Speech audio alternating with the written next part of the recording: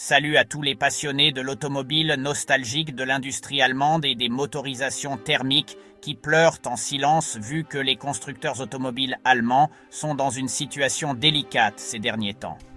Les géants de l'autobahn, autrefois symbole de prouesse technique, traversent une crise de confiance. Les consommateurs sont moins enthousiastes à l'égard des voitures allemandes que par le passé. Les raisons sont complexes. Des scandales aux stratégies marketing confuses, les constructeurs allemands ont du pain sur la planche. Le marché chinois, autrefois une mine d'or pour les marques allemandes, montre des signes de refroidissement. Les consommateurs chinois sont de plus en plus intéressés par les marques locales. Elles offrent une technologie compétitive à des prix attractifs. C'est un signal d'alarme pour les constructeurs allemands habitués à dominer le marché mondial. Malgré ces défis, il est trop tôt pour enterrer l'ingénierie allemande. Ces entreprises ont une longue histoire d'innovation et d'adaptation. Elles possèdent les ressources et l'expertise nécessaires pour surmonter ces obstacles. Mais elles doivent agir avec détermination. La clé sera de comprendre l'évolution des demandes du marché. Les consommateurs recherchent des véhicules électriques abordables, avec une grande autonomie et une technologie de pointe. Les constructeurs allemands doivent répondre à ces attentes tout en maintenant leur réputation de qualité et de performance. La course est lancée. Le scandale du Dieselgate a porté un coup dur à la réputation des constructeurs automobiles allemands. En 2015, Volkswagen a été pris en flagrant délit de tricherie sur les tests d'émissions.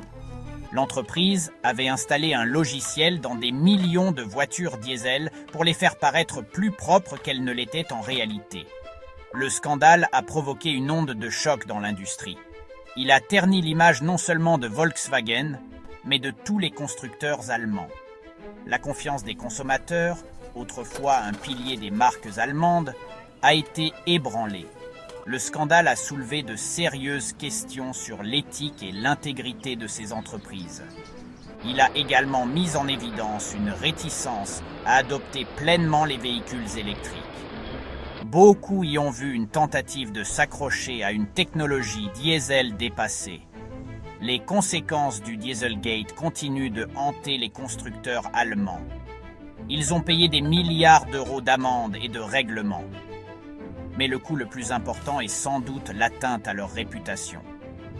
Reconstruire la confiance sera un processus long et difficile. Cela exige un engagement envers la transparence, la responsabilité et une véritable transition vers une mobilité durable. Ce n'est qu'alors que les constructeurs allemands pourront espérer retrouver leur place aux yeux des consommateurs. Les premiers véhicules électriques allemands ont été critiqués pour leur autonomie limitée et leur prix élevé. Alors que Tesla faisait des vagues avec ses VE longue portée et haute performance, les offres allemandes semblaient à la traîne. Les consommateurs hésitaient à payer un supplément pour des voitures électriques qui ne pouvaient égaler l'autonomie ou le prix abordable de Tesla. Par exemple, le premier Audi e-tron, bien qu'étant une voiture correcte, ne pouvait rivaliser avec le Tesla Model X en termes d'autonomie ou de performance. Et il était proposé à un prix plus élevé. De même, la Volkswagen ID.3, bien que plus abordable, a connu son lot de problèmes logiciels et d'angoisse d'autonomie. Ces premiers faux pas ont donné l'impression que les constructeurs allemands étaient lents à s'adapter à la révolution électrique. Alors que Tesla développait et élargissait rapidement sa gamme de produits, les constructeurs allemands semblaient adopter une approche plus prudente et calculée. Cela a laissé une ouverture à Tesla et à d'autres startups de VE pour conquérir des parts de marché et attirer l'attention. Mais n'enterrez pas l'ingénierie allemande trop vite. Les géants de l'autobahn commencent à montrer leurs muscles sur le marché des VE. Avec des investissements massifs et un regain d'intérêt, ils développent une nouvelle génération de véhicules électriques qui visent à reconquérir leur leadership technologique. BMW, par exemple, mise gros sur sa plateforme Neue Klasse. Cette architecture dédiée aux VE servira de base à une gamme de nouveaux véhicules électriques Des compacts aux berlines de luxe, BMW promet une autonomie, des performances et des vitesses de recharge exceptionnelles. Audi repousse les limites de la technologie VE avec son e-tron GT, une superbe voiture de sport électrique capable de rivaliser avec la Porsche Taycan. Et n'oublions pas Mercedes-Benz, qui fait sensation avec sa berline de luxe EQS, affichant une autonomie de plus de 700 km sur une seule charge.